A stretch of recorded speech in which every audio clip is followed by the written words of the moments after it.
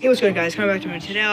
These videos you're about to see are from my drone, and I got this thing for Christmas, has camera and everything, and it died. But these first videos are from me and a couple other people.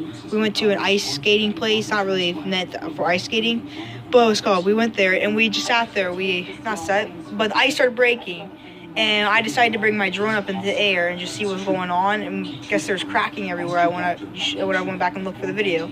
So keep an eye on that. And then the second, other 4 minutes of this video are gonna be like another me flying around my neighborhood and stuff. So hope you guys enjoy.